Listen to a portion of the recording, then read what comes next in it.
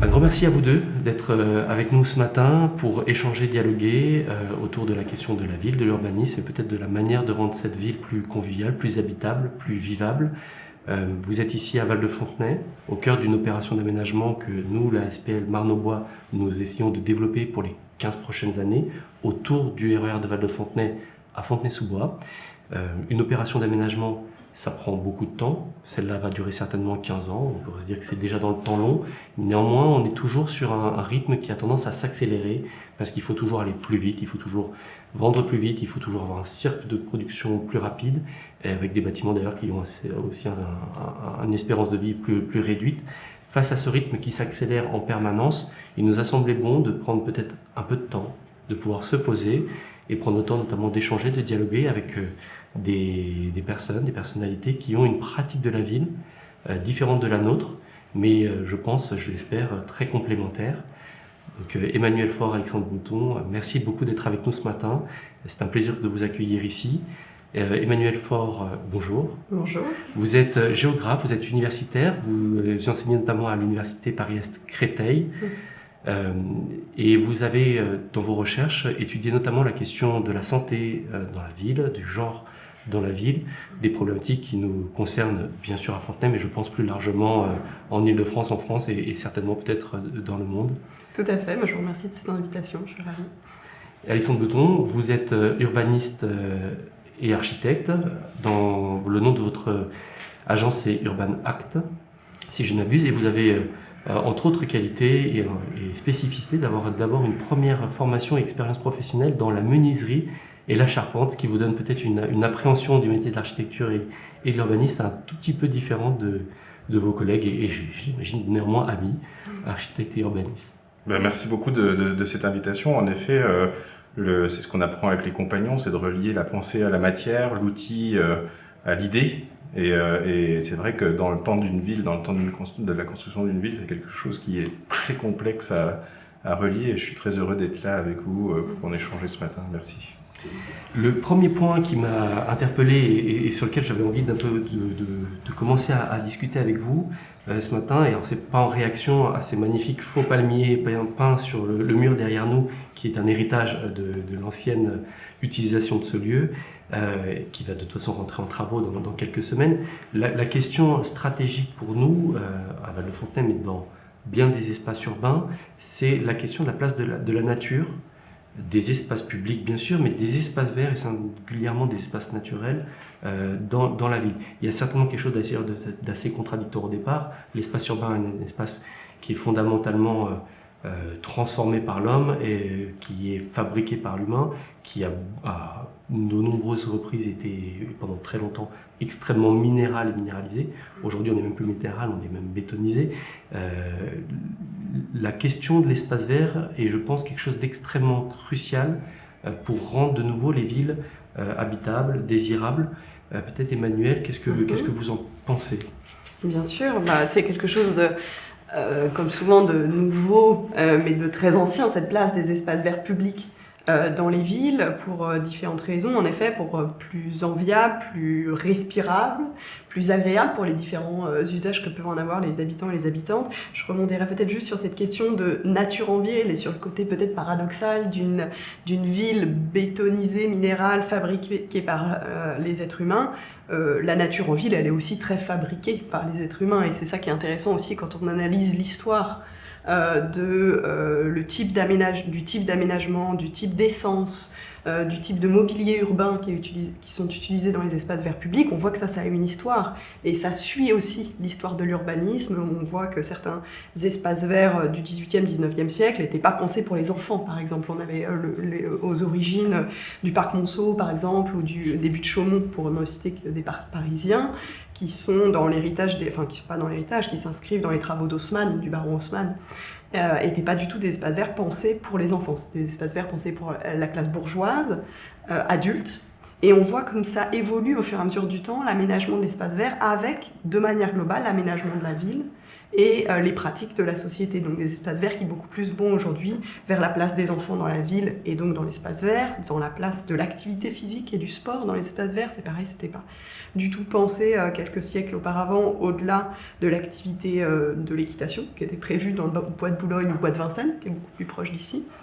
Donc l'espace vert se modèle aussi au regard de ce que l'on fait de la ville. Donc ça, c'est déjà intéressant. Je trouve que c'est un miroir des pratiques urbaines, urbanistiques, et on pense aussi à ces espaces verts, moi, ce que j'appelle un peu d'agrément, de coloriage en vert sur le plan des années 50, 60, 70, où très clairement, c'est de l'espace qui reste entre les bâtiments, et avec les critiques qu'on peut en avoir aujourd'hui sur des espaces verts qui n'étaient pas pensés pour des usages, mais plutôt pour ce qui restait entre les bâtiments, ce qui est aujourd'hui remis en cause vraiment de manière assez franche, et où on réfléchit beaucoup plus à des espaces verts avec de multiples usages, et en essayant de tirer vers ce côté dit naturel, entre guillemets, avec une plus grande place laissée à la question de biodiversité, donc de différentes essences, de liens entre l'humain et le non-humain, les insectes, les petits animaux, la place de l'eau dans les espaces verts aussi est de beaucoup plus en plus pensée, la complémentarité, ce qu'on peut appeler les espaces verts et les espaces bleus.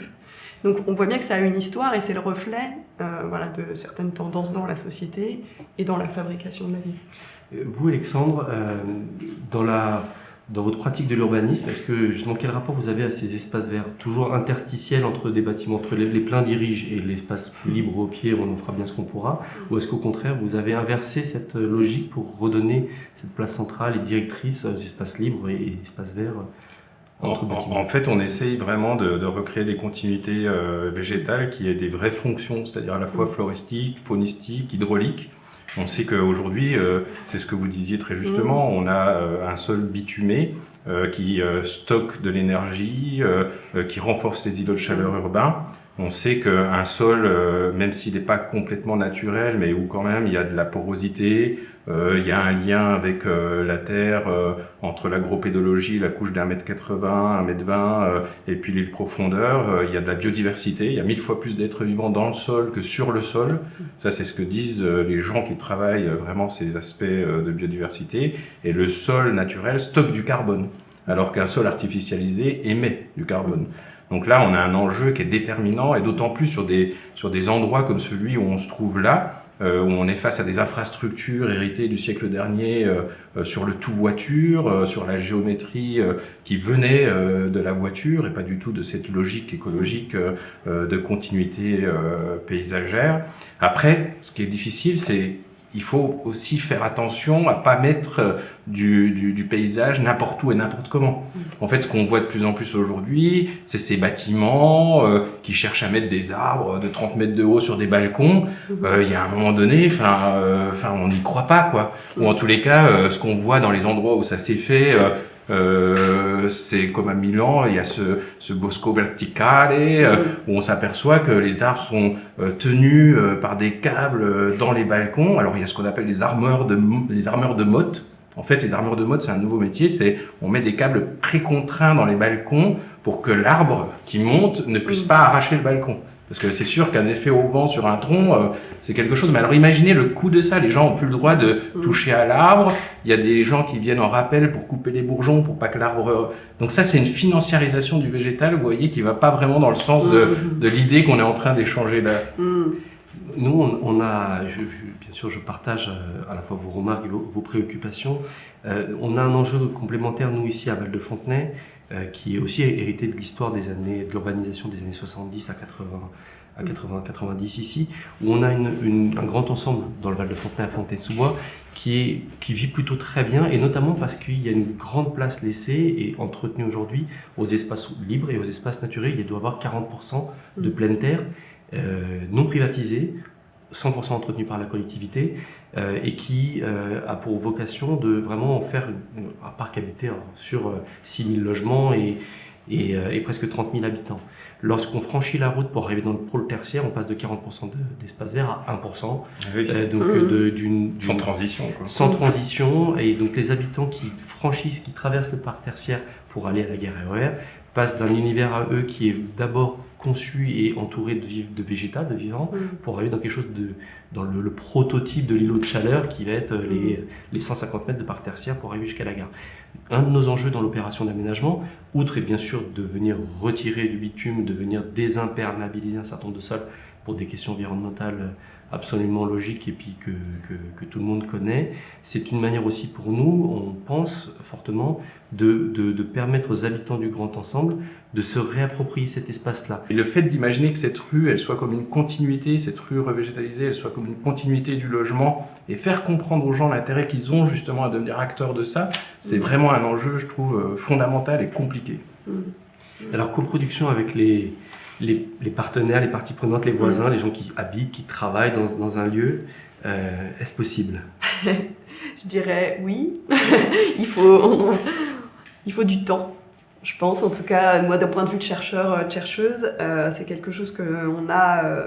c'est possible, il faut beaucoup de temps, il faut en avoir réellement envie, et je pense qu'il faut que les acteurs et les actrices autour d'un projet en soient convaincus intimement, et que ce ne soit pas uniquement, pour parler un peu trivialement, juste le fait de cocher une case, je coche la case participation, je coche la case intergénérationnelle. Il faut qu'il y ait je pense, enfin il faut, déjà ma parole est déjà très préemptoire, mais en tout cas, je pense que ça fonctionne lorsqu'il y a une vraie, réelle envie, une réelle... alors le mot foi est peut-être un peu fort, mais en tout cas, une réelle vision dans cette question de la participation, et avec du temps, parce que, et on disait en introduction, tu disais en introduction, c'est vraiment cette question du raccourcissement des projets, du fait qu'il faut livrer vite, qu'il faut aller vite. Et en fait, c'est complètement antinomique avec la participation, parce qu'on n'arrive pas dans un territoire en disant il faut que les gens participent et il faut que ça soit rendu dans 2 mois. Et c'est impossible. Et en fait, c'est voué à l'échec, c'est sûr. Ça, pour le coup, on a quand même une longue expérience, que ce soit en France comme dans d'autres pays. On parlait des pays du Nord. On sait qu'il faut le temps pour les personnes de s'approprier le projet, pour faire connaissance. Finalement, quand on se met à la place d'un habitant ou une habitante, on vit dans son quartier, on dit bon, on va modifier le quartier, c'est quelque chose qui peut être très violent pour les habitants et les habitantes qui, certes, se plaignent certainement de certains désagréments ou des choses qui ne leur conviennent pas dans leur quotidien, mais c'est tout de même leur chez eux, et on est quand même dans une société où on est attaché à l'appartenance individuelle ou familiale, donc c'est quelque chose qui peut être très violent. Donc il faut prendre le temps d'expliquer, de dialoguer, de faire connaissance, et après, bien sûr qu'il y a de plus en plus de méthodologies, d'outils. Moi là, vous pensiez, on parlait de co-construction et d'outils, et pour faire le lien avec les espaces verts, je prendrais un exemple, c'est l'exemple de ce qui a été fait sur une ville que je connais bien, sur laquelle j'ai travaillé pendant longtemps, la ville de Gennevilliers, dans les Hauts-de-Seine, qui, par exemple, au sein d'un quartier d'habitat populaire, a utilisé un vaste espace pour accueillir ce qu'on appelle l'agrocité. Donc c'est un modulaire en bois, d'ailleurs, on parlait de bois, un modulaire en bois, sur pilotis d'ailleurs, pour pas abîmer le sol, et tout un espèce de jardin partagé, avec aussi des ateliers qui peuvent être des ateliers portés par les habitants et les habitantes ou par des associations de la ville, et ça fait lieu en commun qui s'est construit, mais ça s'est construit sur des années. Mais en tout cas, d'offrir la possibilité aux habitants et aux habitantes de s'approprier un bout de leur territoire et d'y mettre un peu ce qu'ils ont envie d'y mettre. Et je pense que c'est aussi quelque chose qui est important et qui n'est pas facile pour les acteurs de la ville, et les actrices de la ville, c'est d'accepter de lâcher du lest, d'accepter de rendre le pouvoir, en fait. Parce que c'est une question de rapport de pouvoir. C'est l'aménageur, le maire, le bailleur a un pouvoir sur l'espace. C'est quelque chose de très fort. Et donc, du coup, de rentrer en confrontation de pouvoir, c'est voué à l'échec. Par contre, à partir du moment où on se dit, je vais laisser du pouvoir aux habitants et aux habitantes, laisser imaginer, laisser se tromper, et peut-être que je t'aimerais là-dessus, c'est aussi penser le fait qu'on va pouvoir se tromper et que dans l'échec, on va pouvoir rebondir. Et ça, je pense que, pour revenir à Gennevilliers, c'est l'une des forces de ce projet qu'on a mené sur 6 ans. Et déjà, vous en avez 15, tant mieux. Je pense que ce pourquoi ça a fonctionné, si on veut parler de réussite et d'échec, même si c'est un peu trop binaire, mais ce pourquoi ça a réussi, c'est parce que nos interlocuteurs, interlocutrices ont accepté qu'on se trompe. Et ont accepté que les habitants et les habitantes partent dans des fausses routes pour revenir sur autre chose. Et ça, je pense que... Voilà, ça paraît un peu abstrait, je peux donner des exemples plus concrets, mais il me semble que c'est quand même important. Pour les aménageurs, le droit à l'erreur, c'est pas du tout abstrait. Je me doute, mais... Et alors, Alexandre, dans votre pratique à vous, entre le droit à l'erreur, laisser du pouvoir, en tant qu'architecte ou urbaniste, ou en tant que même fabricant d'un objet, Qu'est-ce que ça vous inspire? Est-ce que vous avez pu avoir, vous, concepteur, un pouvoir qui vous est laissé par le maître d'ouvrage, le promoteur? En fait, c'est vrai ce que dit Emmanuel, en héritant de la ville du XXe siècle, la ville vraiment bétonnée, où on a artificialisé, où 40 métropoles les plus industrialisées à l'échelle du monde émettent 70% du CO2 dans l'atmosphère, on voit qu'on a hérité d'un système, d'une méthode de pensée. Et donc là, d'un seul coup, il y a une responsabilité, une co-responsabilité, parce que la ville ne peut pas nous laisser faire tout et n'importe quoi sur l'espace public, bien sûr, mais il y a quelque chose à inventer. Je ne l'ai pas encore complètement abouti, cette idée-là, mais je pense que là, il y a quelque chose de très fort à inventer.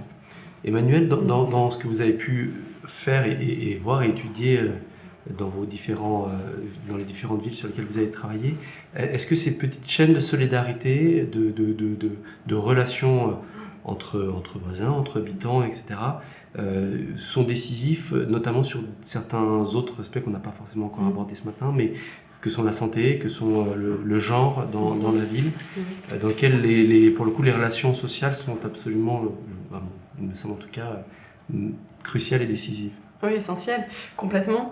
Oui, en fait, je vais faire le lien entre la question des espaces verts et des questions de genre, au travers toujours du cas, sur le cas de Gennevilliers, dans le sens où ces liens de solidarité, en effet ces micro-relations qui peuvent s'enchevêtrer et devenir des projets plus vastes en termes d'étendue et en termes de temps passé ensemble et de projets construits ensemble. Je prendrai l'exemple des jardins partagés, dont on l'a évoqué tout à l'heure, sur le cas de la ville de Gennevilliers, qui est passé en quelques années de 4 jardins à plus d'une centaine de jardins partagés sur la ville. Et pourquoi des questions de genre? Parce qu'en fait, ce qu'on a analysé, ce qu'on a observé sur la ville de Gennevilliers, c'est qu'en fait, il y avait une dichotomie, et ça se retrouve dans certains autres territoires, une dichotomie entre ce qu'on appelle les jardins familiaux, ce qu'on appelait avant les jardins ouvriers. Donc ce sont des jardins avec où chaque foyer, et en fait, historiquement, c'est chaque maître responsable de foyer, donc homme de foyer, avait sa petite parcelle avec une petite cabane et puis une parcelle délimitée, et qui sont toutes les unes à côté des autres. À la différence des jardins partagés, qui sont des espaces ouverts, qui parfois sont sous-partagés, mais qui, de principe, sont des espaces ouverts sur lesquels un collectif jardine ensemble. Et ce qu'on a remarqué dans nos travaux à Gennevilliers, c'est que les jardins ouvriers sont encore majoritairement utilisés, les parcelles sont détenues et utilisées par des hommes, alors que les jardins partagés, en tout cas à Gennevilliers, mais on le retrouve ailleurs, sont très très largement investis par des femmes, et c'est elles qui sont les porteuses de projets. C'est pas juste qu'elles sont investissent pour jardiner, c'est elles qui portent les projets, qui déposent les projets soit auprès de la municipalité, soit auprès des bailleurs, parce que de plus en plus les bailleurs sociaux aussi utilisent ces jardins d'agrément, le vert en bas des immeubles dont on parlait tout à l'heure, pour valoriser aussi ces espaces, créer du lien social sur le quartier, et les jardins partagés sont pour l'instant très clairement un outil qui est largement utilisé. Et sur ces solidarités et ces liens sociaux qui se créent entre femmes, non pas que ce soit un espace affiché comme non mixte, interdit aux hommes, même si c'est une position qui, j'aurais pas envie de débattre ici, mais qui peut se tenir tout à fait dans d'autres contextes, mais en tout cas, c'est pas que le jardin est interdit aux hommes, mais il se fait que du fait des réseaux qui existent déjà sur le quartier, entre 2-3 voisines qui se passaient des tomates, qui s'aidaient pour les courses, comme tu disais tout à l'heure, du coup, se mettent autour de ce projet de jardinage collectif, et en fait, ça crée d'autres liens. Et notamment, moi, c'est quelque chose qui m'intéresse, au vu des questions de santé qui m'intéressent aussi, c'est toute la question de l'estime de soi, de la revalorisation des savoirs, et aussi sur ces archétypes, ces stéréotypes qu'on peut plaquer sur les quartiers populaires de grands ensembles, sur le fait que les personnes sont majoritairement avec des niveaux d'études moins avancés, etc. Et en fait sur la revalorisation d'elles-mêmes et de leur propre savoir, et notamment des savoirs hérités de parcours migratoires. J'ai en tête une femme sur un quartier qui avait un savoir énorme sur les techniques d'irrigation, parce qu'elle avait grandi au Maroc dans une activité proche d'une activité agricole, et que du coup, en fait, le quartier entier finissait, enfin le collectif entier de jardinage finissait par se reposer et valoriser son savoir. Et je pense que quand on parlait tout à l'heure aussi de laisser la place aux habitants et aux habitantes, c'est aussi laisser la place à leur propre savoir. Et cette femme, elle s'est révélée, elle était très timide, vouloir pas oser s'investir dans le collectif, et c'est devenu quelqu'un d'essentiel dans le collectif. Et elle-même, elle se dit, mais oui, finalement, je me souvenais même plus que j'avais tout ce savoir. Pour moi, c'était rien. Bah oui, bien sûr, il fait le soleil en est là, il faut faire ça, il vaut mieux drainer comme ça, il faut orienter telle plante là et telle plante là, mettre celle-là au-dessus de celle-là. Enfin, des techniques voilà, qui, pour d'autres femmes, paraissaient complètement nouveaux et ça a fait avancer le collectif. Donc, par exemple, sur cette question des savoirs, sur cette question de la nouvelle solidarité aussi, le fait de pouvoir utiliser le jardin pour aussi s'entraider au travers de l'éducation aux enfants et l'éducation à la biodiversité, au respect des espaces verts. Donc, ces jardins partagés, il y aurait d'autres exemples, mais je trouve que ces jardins partagés sont un outil, et je terminerai aussi sur le fait que sont un outil de prise de pouvoir au-delà du jardin. Et c'est ça qui était intéressant sur l'exemple genevillois, c'est que ces femmes, donc majoritairement dans ces jardins, certes, elles ont commencé par le jardin, mais en fait, elles se sont orientées vers d'autres démarches, du conseil de quartier et de la participation à certains justement collectifs qui se sont montés autour de la rénovation et du réaménagement, voire même de la construction d'un nouveau quartier, le quartier République autour de la mairie de Gennevilliers, un nouveau quartier qui est complètement sorti de terre sur une ancienne emprise industrielle. Il y a eu une construction, une co-construction pour le coup d'une partie du projet avec des collectifs d'habitants et d'habitantes, et ces personnes nous l'ont dit, elles ne se seraient pas investies directement, mais en passant par le collectif jardin, elles se sont senties légitimes à donner leur avis sur leur ville. Et donc, du coup, en commençant par un petit collectif, elles se sont senties légitimes.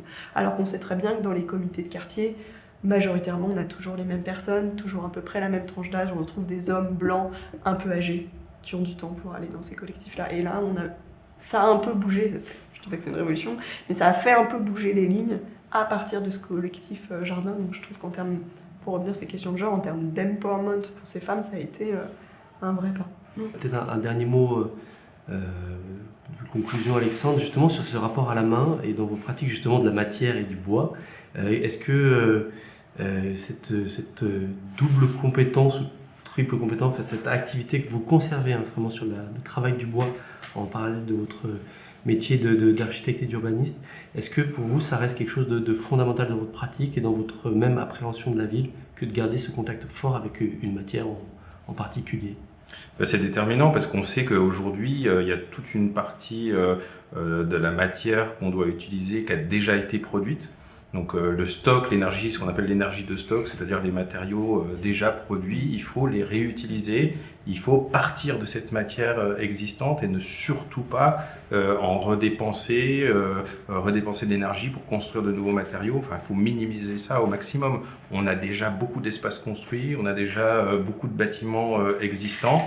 Il faut les rénover, il faut les transformer, il faut en améliorer le confort. Il y a un travail colossal sur ces aspects-là.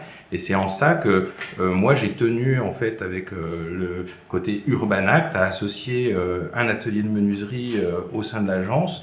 La remanufacture et Urbanact, pour moi, c'est deux choses qui sont indissociables. Des architectes, des ingénieurs qui pensent des choses à l'échelle de quartier, d'architecture d'un côté, et en parallèle, en complément, en lien, des menuisiers qui ont fait un CAP à Bagnolet, un BEP à la Bonne Graine, et qui viennent à l'agence partager ce que peut être l'avenir. Donc d'un côté, il y a des gens qui dessinent, de l'autre, il y a des gens qui font directement, et on déconnecte plus, voilà, parce qu'aujourd'hui, l'acte de construire, c'est ça le problème, c'est qu'il y a des gens qui pensent des bilans, il y a des gens qui pensent des dessins, puis à côté, il y a des gens qui vont faire avec leurs mains, mais en fait, il y a des gens qui ne se connaissent jamais d'un bout à l'autre de l'acte de construire. Le fait de ramener les choses, de rapprocher ces éléments-là, automatiquement, on ne construit plus de la même manière. On construit plus, il faut réinventer les assemblages, il faut réinventer des modes de construction plus économes. Il faut que dans la construction bois, on puisse imaginer que la charpente, elle devienne le meuble, que la charpente, elle soit la menuiserie, que la menuiserie soit une partie de l'ébénisterie. On a des métiers, par exemple, dans le bois, mais comme dans tous les métiers du bâtiment, où le charpentier ne parle pas au menuisier, ne parle pas à l'ébéniste. Alors qu'on sait très bien que dans une économie de matière, il faudrait imaginer la charpente qui devient le mur. Emmanuel, là aussi pour conclure, peut-être vos prochains projets d'études, vos prochaines thématiques qui sont à vous, toujours la santé, le genre, la mobilité, qu'est-ce qui vont être vos prochains sujets Investigation. Eh bien, moi, je pourrais parler de deux projets là qui sont, bon, il y en a un qui est un petit peu plus avancé que l'autre, mais déjà un premier projet justement dans la continuité du projet de recherche-action qu'on a mené avec ma collègue Corinne Luxembourg sur la ville de Gennevilliers. Donc on a en train de reconstruire un nouveau projet de recherche-action participatif. C'est vraiment important dans le sens où notre projet, là, on est en train de l'imaginer à quelques-unes, mais après très vite, l'idée c'est que les habitants et les habitantes, ils font partie du projet de recherche. C'est-à-dire qu'ils font partie du comité de pilotage, ils choisissent avec nous la méthodologie, ils font avec nous les enquêtes. Donc c'est un nouveau projet qu'on est en train de lancer qui s'appelle CABA, comme le cabas de course, et pour l'acronyme de Care et cadre de vie en banlieue. Donc sur les questions de care, donc de prendre soin des gens, prendre soin des territoires, de ces quartiers populaires, et avec une première entrée sur les questions de l'offre alimentaire. Parce que ça rejoint aussi mes questions de santé, sur qu'est-ce qu'on mange dans des quartiers populaires, qu'est-ce que ces personnes ont la possibilité de manger dans ces quartiers populaires, du commerce de détail à la grande surface jusqu'aux associations d'aide alimentaire et d'offres alimentaires pour les personnes les plus précaires. Donc voilà, ça c'est un premier projet qui est en train de prendre forme avec des habitants et des habitantes, avec des artistes, parce que c'est aussi l'une des particularités de nos travaux, c'est d'associer des artistes. On a travaillé beaucoup avec l'art de rue, enfin un peu avec l'art de rue, mais surtout avec le théâtre. Pour le premier projet, avec Damien Lapoyère, qui est un metteur en scène. Et là, on va certainement travailler avec des auteurs, des autrices de BD, pour dépasser le mot et aller vers le dessin, qui peut-être permettront de lever certaines frontières, justement, avec certaines habitantes et habitants. Et autre projet sur lequel, là, c'est un petit peu démarré avec deux autres collègues, on travaille en fait sur les questions de mobilité active, vélo. On en a en fait pas trop parlé, mais ces questions de place du vélo dans la ville, c'est aussi une des explosions ces dernières années, et notamment sous contrainte Covid, mais pas uniquement, c'était déjà un peu entamé, et là ça a fait un boom avec les coronapistes.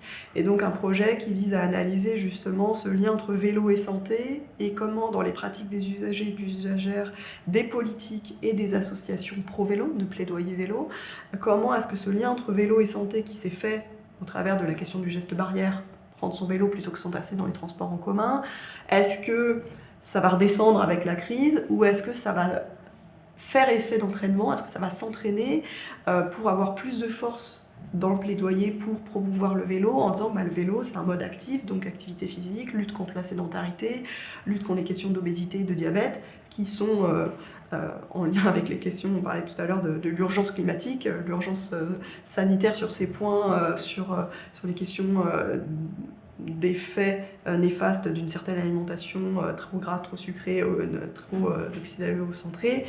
Elle est là aussi, elle est en lien finalement avec notre modèle agricole, etc. Donc voilà, c'est deux projets en parallèle qui parfois se rejoignent, mais qui m'animent actuellement et sur lesquels...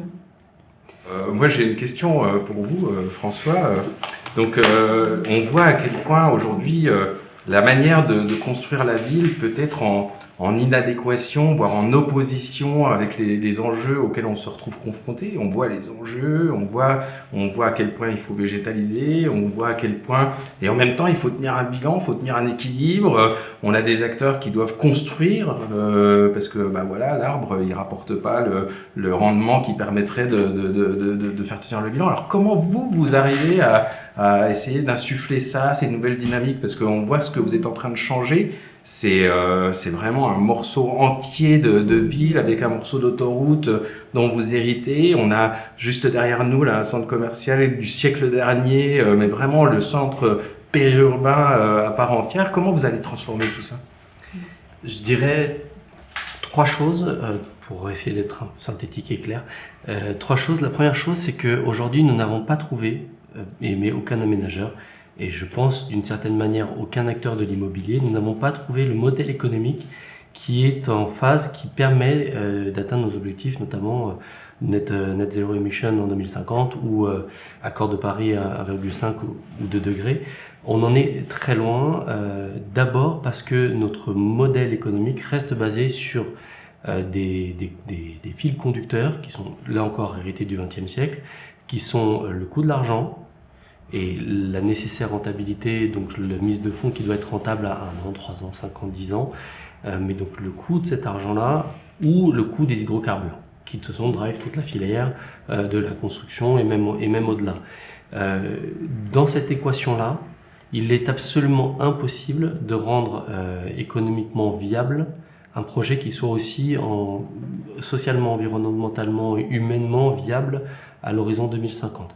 Il est impératif, et c'est notre première conviction, d'intégrer dans nos modèles économiques, le nôtre en tant qu'aménageur, et d'essayer de convaincre, d'imposer, de négocier avec nos partenaires, promoteurs, investisseurs, etc., l'intégration d'autres éléments économiques fondamentaux, par exemple le prix du carbone. Le prix de la consommation carbone, si ce n'est pas intégré dès le début de notre équation de fabrication d'un immeuble ou de la ville, on va rester sur des modèles économiques qui fait qu'une démolition-reconstruction avec 2 fois plus de mètres carrés créés sera de toute façon plus rentable. Et comme ce qui va compter in fine, c'est le coût de l'argent, donc il vaut mieux mettre de l'argent dans quelque chose de rentable parce que sinon je vais laisser dormir en banque, par exemple, on a perdu sur le front du carbone. Il est impératif d'intégrer cette dimension coût de carbone après avec des éléments de négociation, avec des éléments de péréquation, avec de l'intelligence à mettre dedans. Mais aujourd'hui, on est au tout début de cette réflexion-là. Or, elle est absolument décisive et il nous reste moins de 10 ans pour trouver la solution. Elle interroge toute la chaîne de fabrication de la ville. Le deuxième point, qui est pour nous fondamental, il faut qu'on arrive à avoir les leviers d'investissement nécessaires pour atteindre le sujet. D'investissement public par nous, d'investissement soutenu par les collectivités, par les maîtres d'ouvrage de transport en commun, par la région, l'État, le département, qui on veut. Mais cet investissement public-là est fondamental. Il est socialement productif puisque c'est un investissement qui a in fine peut-être pas un rendement économique que l'on pourrait déterminer et calculer aussi facilement que ça, mais à 10 ans, à 20 ans, à 30 ans, construire un métro, faire arriver un tramway, refaire des pistes cyclables, retirer du bitume pour remettre des espaces verts, ce coût d'investissement-là, il est socialement intéressant et économiquement, s'il est bien fait, parce qu'on n'est pas obligé de faire sur des dépenses qui sont somptuaires, il est voilà, très important, très décisif, très intéressant.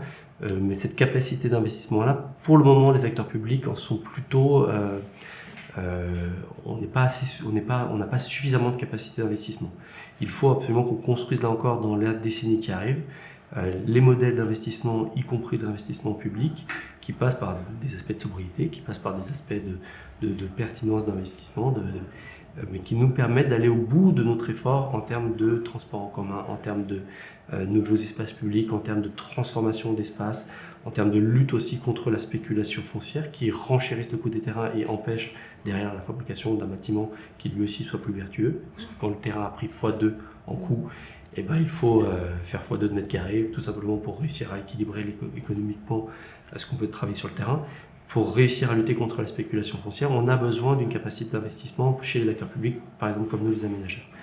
Le troisième aspect, c'est pas mon préféré, mais c'est un pour lequel j'ai beaucoup d'affection, c'est la négociation avec nos partenaires et néanmoins amis du privé, tout confondu, avec lesquels il faut qu'on discute et qu'on négocie pied à pied, projet par projet, l'intégration de ces éléments importants de qualité du bâti, de rapport à l'espace public, d'intégration de logique environnementale, etc., de conservation de bâtiments, de réutilisation de matières lorsque le bâtiment doit être déconstruit, pour atteindre nos objectifs. On a aujourd'hui fort heureusement des partenaires qui sont très attentifs à ce sujet-là, et c'est pour ça que je caricaturerai jamais en disant le public a 100% raison, le privé a 100% tort, c'est beaucoup plus complexe que ça. Et on a fort heureusement aujourd'hui des partenaires ici qui sont plus qu'attentifs à ce sujet-là, qui sont même moteurs avec nous pour y arriver. Donc c'est très bien, et ils y arriveront d'autant plus qu'on est en négociation active, pied à pied, sur ces sujets-là pour conserver un bâtiment, peut-être rajouter un étage de plus en bois. Là on ne peut pas conserver, démolir une partie, réinterroger le reste, etc. Mais on a des gens qui vraiment nous accompagnent et redoublent d'intelligence, d'études, de capacité à faire avec nous là-dessus. On a des partenaires qui sont nettement moins réceptifs au sujet. Et là-dessus, il convient que les négociations aillent au bout pour que effectivement les objectifs, la recherche d'impact positif dans nos actions, etc., prévalent sur des logiques qui sont aujourd'hui datées, voire obsolescentes, voire même contre-productives dans la ville qu'on veut créer. Très bien. Tu poses une question ? Tu poses la question. Comment est-ce que vous allez utiliser cette maison du projet pour justement tendre vers cette co-construction, cette implication sans imposer, puisque il me semble que c'était nos propos aussi, on n'oblige pas les gens à participer, ça ne marche pas, ça s'appelle de la dictature, mais en tout cas essayer d'intéresser, d'attirer l'attention des habitants et des habitantes, des personnes qui travaillent, des personnes qui passent dans ce quartier, dans cette très grand espace que vous êtes en train de réaménager. Comment est-ce que vous voulez faire vivre cette maison au milieu de ce projet? C'est pour nous une question réellement à la fois fondamentale et dure, la manière de permettre la co-construction, la participation, et pas seulement la participation à une réunion publique des habitants ou des salariés qui sont aujourd'hui sur la zone de Val-de-Fontenay, à la réussite de notre projet. Si on se limite à 2 réunions publiques par an ou même par mois, on sait qu'on ne sera pas à l'objectif qu'on se fixe, c'est-à-dire d'avoir une ville dans laquelle les gens se sentent toujours participants, parce que c'est leur ville, et qu'ils ne font pas juste la traverser, ils la construisent avec nous, puisque c'est la leur. Peut-être une parenthèse personnelle, mes cheveux blancs en témoignent, j'ai quelques années d'expérience, et on a toujours été, face à là encore le droit à l'erreur se pose là, mais peu performant, assez mauvais, dans cette capacité, dans tous les projets que j'ai faits, à faire en sorte que les habitants, les riverains ou ceux qui habitent même au sein du périmètre participent, se sentent totalement investis, impliqués, concernés par ce qu'on fabrique. Et 90% de mes projets, on a même plutôt eu le sentiment inverse, soit un refus, un rejet, pas majoritaire, soit juste un désintérêt. Cette ville que vous construisez n'est pas pour nous. Et sans pour autant qu'ils nous jettent des tomates, mais néanmoins c'est pas pour nous. Et pour notre opération ici, ce serait presque le pire des échecs. Que les habitants du grand ensemble en face ou du quartier des Alouettes de l'autre côté de l'autoroute se disent non mais votre quartier il est très bien, il est très joli, il est parfait, il est renaturé, il est carboné, mais il n'est pas pour nous. Si c'est l'aboutissement dans 15 ans, nous aurons totalement échoué. Pour essayer de trouver une issue à cela, on a un droit à l'erreur certes, mais on a surtout un devoir de tout tenter. Et donc on a mis en place plein d'initiatives, toutes les initiatives possibles, et on essaie d'en inventer tous les jours, qui permettent d'ouvrir des espaces, d'ouvrir des possibles, d'ouvrir des champs de liberté, que ce soit dans un local, dans un bâtiment, que ce soit sur un espace public, que ce soit sur un événement très éphémère, très temporaire, ou que ce soit sur une relation de longue durée de 2-3 ans, avec toute personne que l'on croise, avec toute personne qui croise la ville et qui ensuite retravaille avec nous et la ville, de manière à ce que quelqu'un qui a un projet, quelle que soit la nature de ce projet, quelle que soit l'humilité ou au contraire l'envergure absolument majestueuse de ce projet-là, trouve une capacité à l'exprimer, à le rendre possible, à le concrétiser au sein du périmètre de l'opération. Encore une fois, c'est une petite touche de quelques heures ou c'est 3 ans de travail en commun, mais en tout cas qui est toujours une capacité où on puisse se dire mais son projet est intéressant d'une manière ou d'une autre, et est-ce qu'on n'a pas un espace qui puisse l'accueillir, qu'on puisse lui proposer, qu'on puisse le mettre à disposition, qu'on puisse lui donner, qu'on puisse je ne sais quoi, pour qu'il puisse concrétiser son idée, son projet. Donc on a ouvert des espaces d'urbanisme transitoire. On se dit que chaque objet que nous acquérons, qui doit être transformé demain, mais qui peut avoir 1, 2, 3 ans de jachère, il ne faut pas rester avec un bâtiment ou un espace vide. Est-ce qu'on ne peut pas l'ouvrir à des gens qu'on ne va surtout pas censurer, qu'on ne va surtout pas dicter ce qu'ils vont y faire? On va dire bah, l'espace est là, on vous a rencontré, vous avez plein d'idées, prenez-le 2 ans, prenez-le 3 ans, prenez-le peut-être 5 ans, prenez-le peut-être 2 semaines, mais faites quelque chose dedans. C'est cette démarche-là qu'on voulait voir ici, dans ce qui sera demain la maison des projets ou du projet de Val-de-Fontenay-Alouettes, qui est de savoir ces 100 mètres carrés, plutôt que d'avoir une maison des projets qui est 100% à la main de l'aménageur, dans lequel on va pouvoir mettre nos super plans qui sont très jolis, et je remercie nos architectes qui sont géniaux, qui font vraiment des plans, y compris beaux, graphiques, etc., lisibles. On va bien sûr les afficher, on va bien sûr faire ici des réunions de concertation, mais on s'est dit que ce n'était pas du tout assez pour faire en sorte que les gens se disent que cette opération les concerne, tout simplement. Et donc l'objectif pour nous, dès que les travaux auront lieu dans quelques semaines, c'est de mettre cet espace à disposition, justement de tout cet écosystème assez incroyable de porteurs de projets qui habitent dans le Grand Ensemble, qui habitent dans le quartier pavillonnaire d'à côté, qui travaillent à Val-de-Fontenay, mais qui ne s'étaient jamais projetés comme pouvant faire autre chose que d'aller au bureau le matin à 9h et de repartir surtout en cours à 18h, de leur dire cet espace-là, on peut vous mettre à disposition pour 3 mois. Et pendant 3 mois, il est à vous. Nous, on a fait juste la mise au propre de manière à surtout qu'il y ait peu d'identité qui vous soit imposée. Pendant 3 mois, c'est le vôtre, vous en faites bien ce que vous voulez. Si vous voulez le repeindre, vous repeignez. Peut-être même on gardera une partie de ce que vous avez peint pour l'utilisateur d'après. Et que tous les 3 mois, on puisse changer comme ça de porteur de projet pour qu'il à la fois bénéficie pour accélérer son projet qu'il avait en tête, dont il rêvait ou qu'il est en train de concrétiser, pour une association pour y faire je ne sais quoi, mais que ce soit un espace qui soit accueillant et d'abord librement utilisable par d'autres, plutôt que sur une maîtrise totale de l'aménageur et qui se veut omniscient, omnipotent, comme on a trop eu l'habitude de faire dans les dernières années. D'accord, merci. En tout cas, je vous remercie tous les deux pour cet échange réellement très très intéressant. Je vous remercie chaleureusement d'avoir accepté notre invitation. Et puis, je vous dis à très bientôt pour continuer notre discussion. Avec plaisir, merci.